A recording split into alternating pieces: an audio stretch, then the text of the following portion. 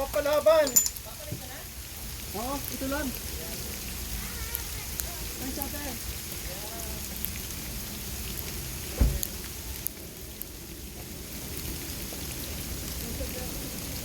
Tay, ingat!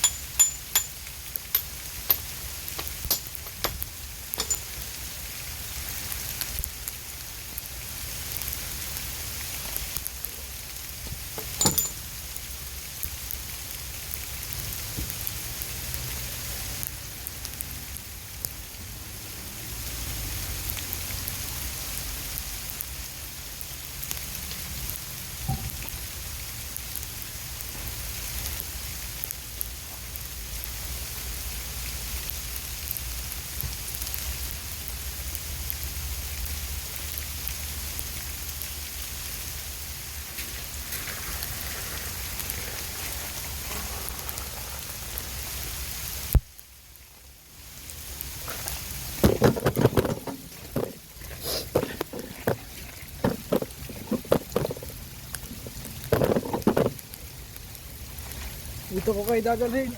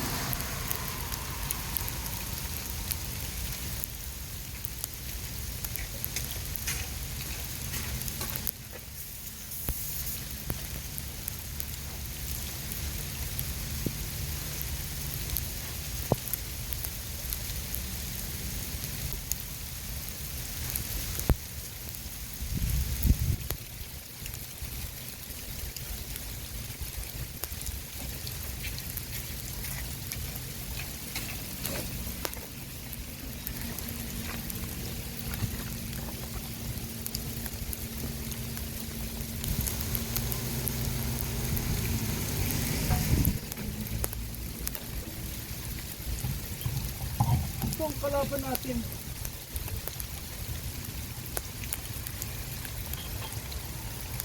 Kalaban natin ang weather. Pero okay lang yun. Sanay na tayo.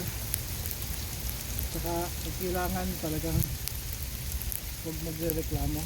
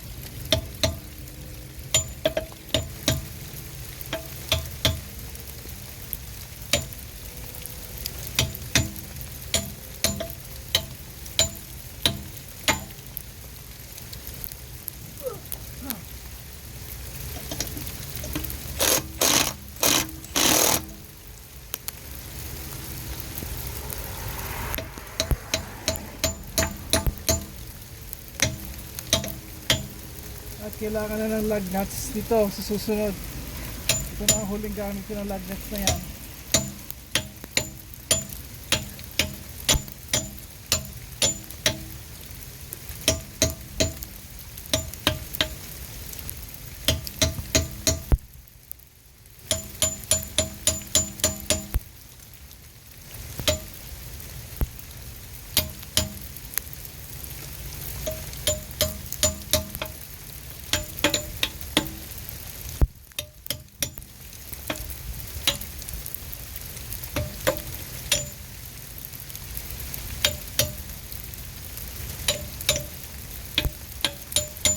Lapit na.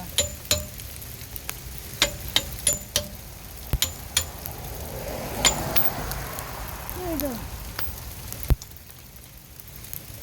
Apat pa rin sila. So they're secure. Okay pa sila.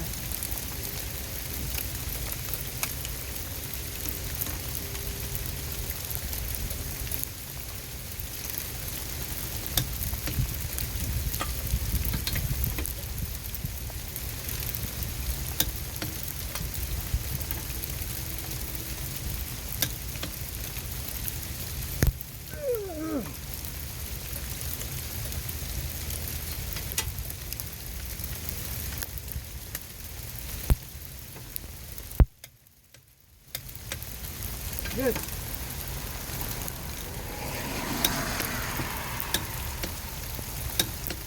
Good. Double check. Good.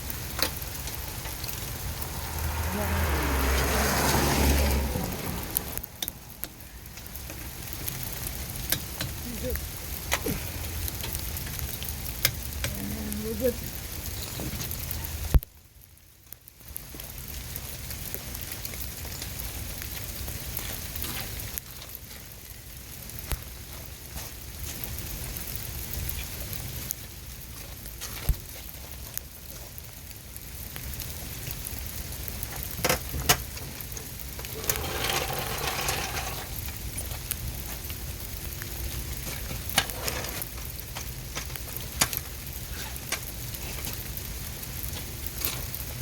Okay na siya. Dito naman tayo. Dito naman tayo.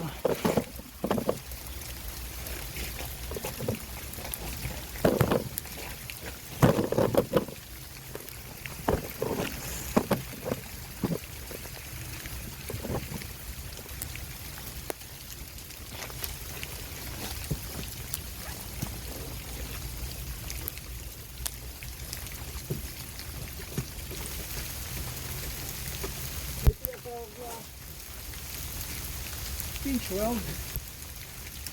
Doon ilalagay yung scroll jack nyo. Doon at doon lang. Pagsasay kayo magja-jack. Pinaka-safe yun. May mga part ng stock yan. Magja-jack nyo sila sa bandang gitna at sa harap.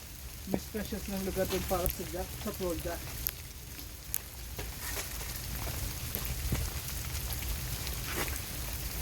Pero lahat ng sakyan sa site meron sila doon scroll jack. I mean pinch weld.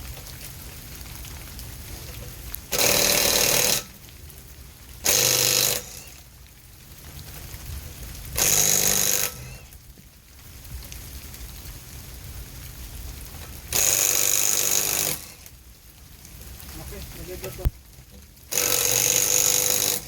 Pag maganda ang tornilyo ninyo, walang problema.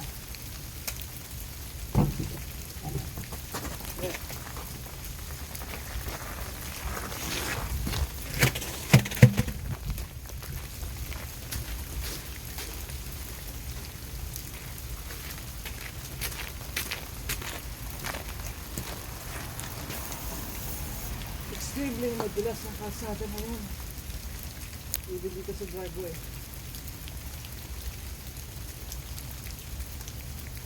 So good.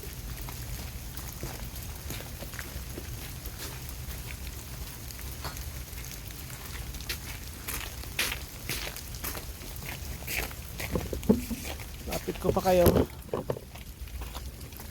to check for leaks. maaaring leaks, kakaibang mga fluid dito.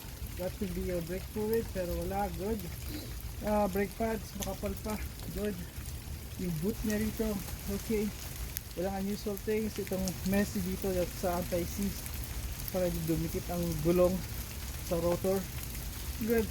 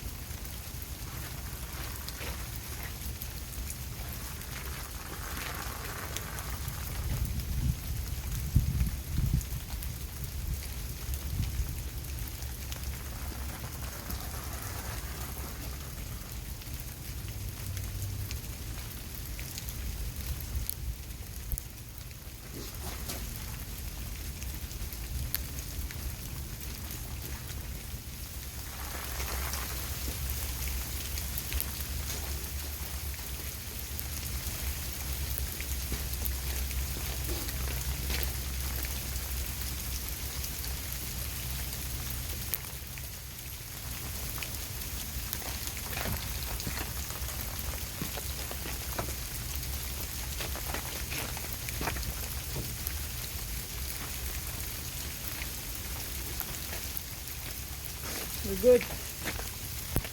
Now, sa mga iba, i-check the directional, yung direction, yung arrow, kung saan ang point ng arrow paabante sa sakyan. Should be this way dahil yung sakyan nakapoint doon, dapat yung arrow nakapoint din doon.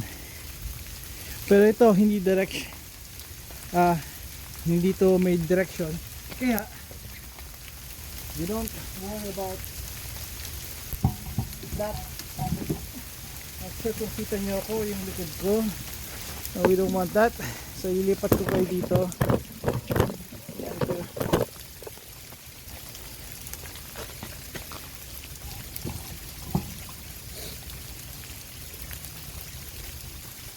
Kung mapapansin nyo, apat lang yung lug nuts ko kasi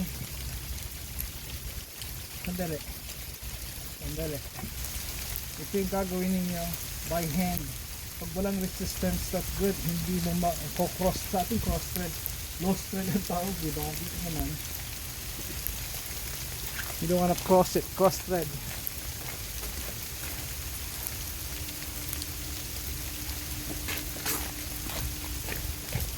Ito yung lock bolt na sinasabi ko sa inyo. Pag ako naglalagay nito, pag naalala ko, tinatanggal ko muna ito bago ako mag-umpisa talaga magpalit, para hassle free. Hindi ko na to bawat gulong tatanggal, kukunin ko yung lock, yung key. So tinatanggal ko muna sila bago ko ako mag-umpisa na tanggalin ng isang gulong at lahat na. I hope that makes sense. So bago ko mag-umpisa, tatanggalin ko muna to lahat, 1, 2, 3, 4, saka ako mag-umpisa magtanggal ng gulong, which is 4 ng lug bolts, kaya 4 lang yan. Ngayon,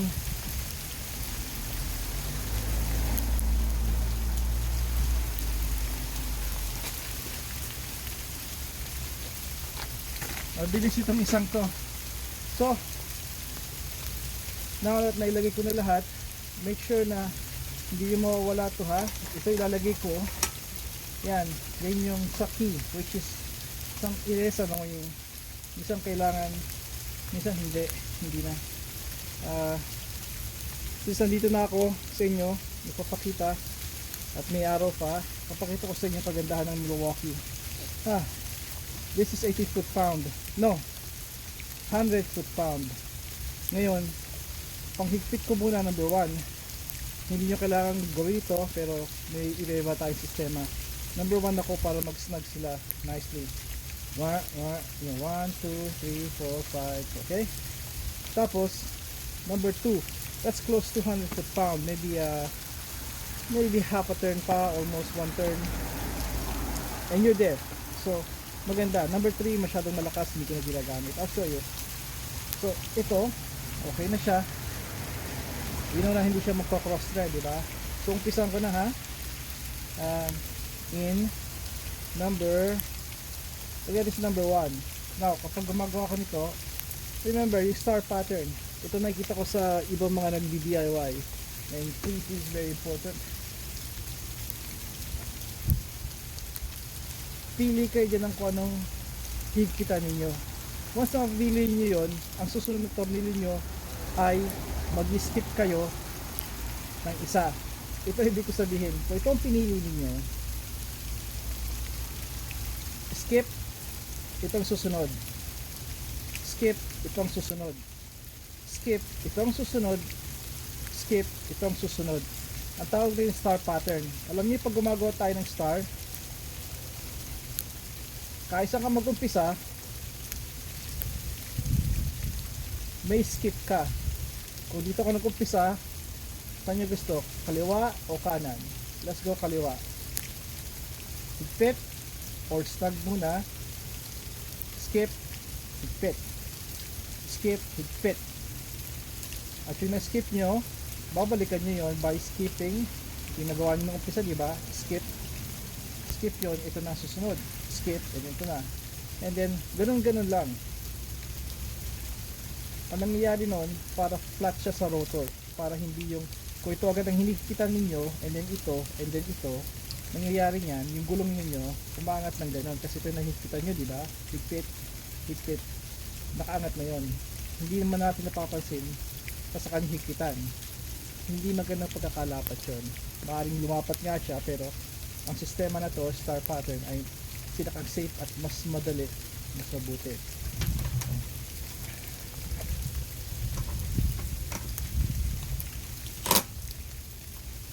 Diba?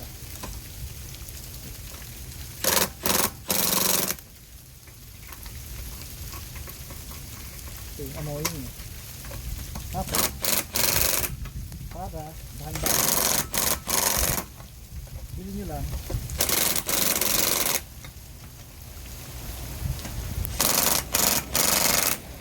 May nastag na natin yan. Itotodo natin number 1. Listen.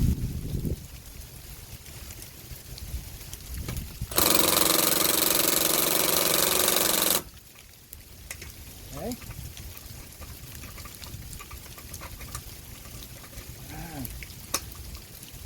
Tapos mag-skip ako. Skip, skip, or skip, skip. So either sa dalawang to. Yung napili ko ay ito. So itong hinikitan ko, skip. Ito naman ang susunod. Tapos skip. You get the idea? Skip.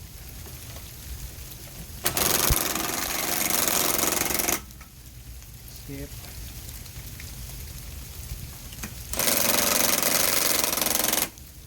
Wait.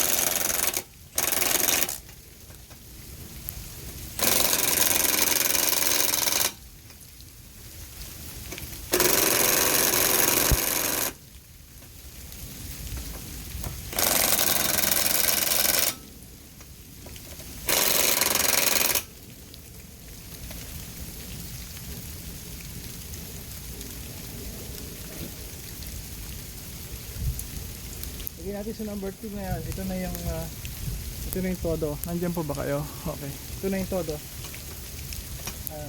Ito ay close to 80 pound. Maybe a little bit over. Kaya 100 pound to. So ilang turn pa. May reach nyo na yung 100 pound torque settings. So yung torque, yung ikot, tamang ikot ng tornilyo para hindi siya sobrang higpit, hindi naman siya sobrang luwag. Sobrang higpit, maapektuhan yung rotor, yung nakakabit yung buong brake system ninyo, yung rotor, yun na nagpapahindo sa sakyan. Isa sa mga pangunahing parte na nagpapahindo ng sakyan, yung makinang na yun, nakita nyo yung inisprehan ko, kailangan tama yun, hindi mahigpit. Kapag maluwag naman, wala matatanggal yung tornilyo nyo. Nakikita nyo sa mga balita na milimili pa na gulong natatanggal, nasa highway sila o kalsada. yun ang ingatan ninyo kasi malaking problema talaga yun. Mabuti pa yung rotor, ayun o, maraming mga indikasyon bago masira yon, mga ingay at vibration, pero still expensive pa rin para kumpunihin, bumili ng bagong parts. Kaya talagang hindi biro na magpalit nito. Magpalit, kailangan maingat at alam nyo talagang ginagawa nyo, not just watching YouTube. Kailangan pag-aralan nyo talaga to. YouTube helps, pero kung nag-rely kayo doon, then sa YouTube University it's just you're risking it. Pero malaking bagay din ng YouTube. Just do your proper homework pagkasaliksik. Okay? Kumare gumastos kayo ng mag-i-inspect niyan ng mekaniko, and pagkatapos ng work nyo, may mga ganun, they check. It's just marami ka nakikita mga DIY, lalo yung mga Pilipinong gumagawa nito. Nakita ko sila na nag-higpit 1, 2, 3 sunod-sunod. That's not good. Nakita ko sila na they just kinda they using these na talagang todo-todo. Mahirap. O yung iba maluwag. Nakita ko rin yun. So,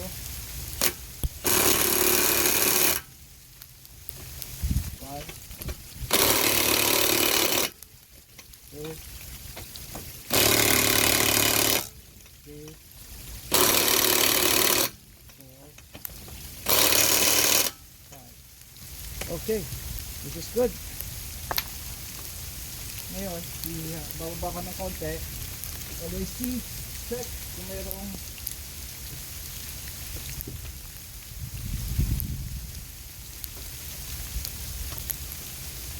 ito mga turo sa akin ng mga lumang mekaniko dito, mga lumang mga tao dito.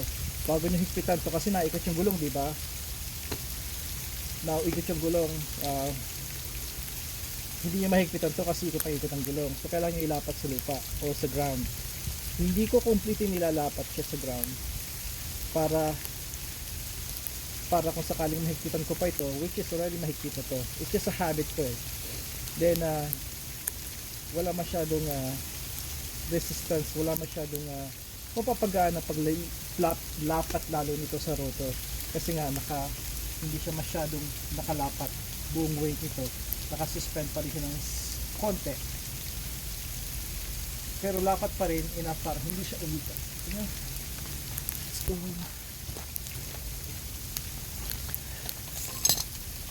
Now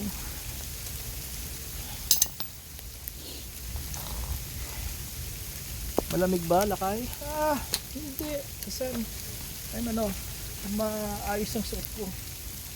Kung may malamig na sa akin ay yung ilong ko at yung kamay ko. Pero tingnan natin to it should hit 100 foot-pound quickly.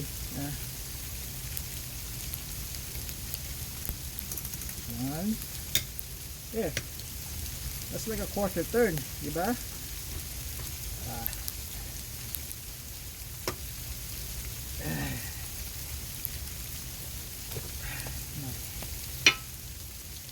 So yung kasabi kong yung nalock, dinidikit siya, nalalaglag.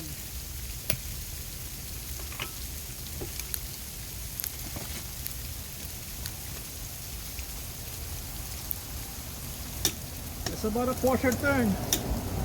So consider Milwaukee, ang galing-galing niya.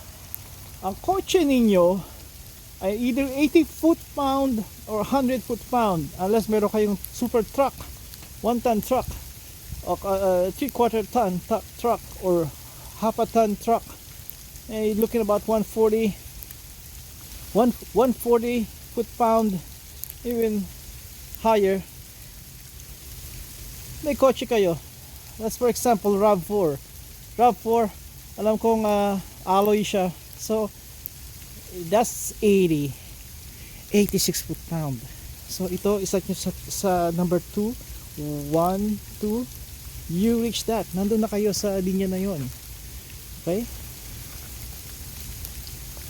Kaya kung nasa market kayo at gusto nyo bumili ng tools, okay, ng impact wrench nyo, At alam ko may kamahalan to, pero is worth the money. Kung bibili kayo ng iba, hindi nyo makukuha yung full benefit ng isang makabagong impact wrench. At hindi naman ganun kalabisan, kalaki ang pagkakaiba. Okay, sure, maybe it's $100, maybe it's $50, maybe it's $100, pero madali nyo yung mapapag-ipunan. Okay, lakay, maybe hindi madali, pero it's worth the wait. Help maintindihan yung sinasabi ko, kasi nakalimutan ko na kung saan ako nag-umpisa kada daldal. Pag ganoon, that's fine pa rin, basta what I mean by fine is pretty much nahigpitan na natin to. So I think tama yung si memory muscle. Kung diribihin ko itong video, I think tama yung inumpisahan ko ulit, kasi dito ko nagtapos dito either way, masyadong nagpitan na sila, so they're fine. Mag-umpisa ako dito and we'll see. Kita nyo yun, umikot siya. Yun ang maganda ron, nakalapat siya, pero syempre na-reach na natin yung 100 foot-pound, diba? Kung 140, let's say 140 foot-pound to, then kailangan mo pa na nahigpitan, that ikot na yung gulong kasi it's almost kissing the ground. So gagawin ko, a little bit of, mababa ko ng konti. Oop, napalakas, napasobra. Umangat ng konti, that's fine. So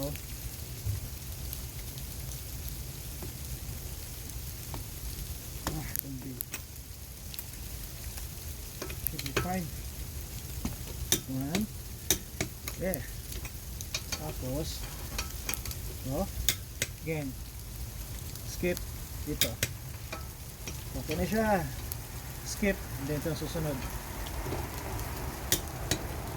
They're not moving. Sunod, skip. Ito naman susunod. Okay, last one. Skip. Ito na susunod. Wow.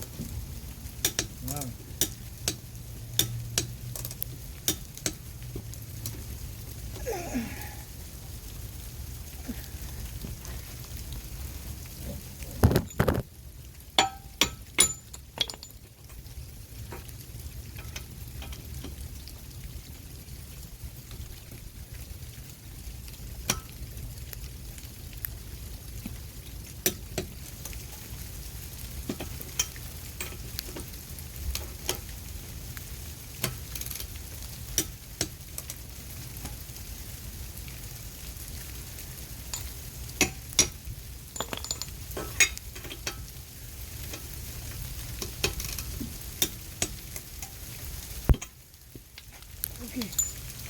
Okay na tayo dito.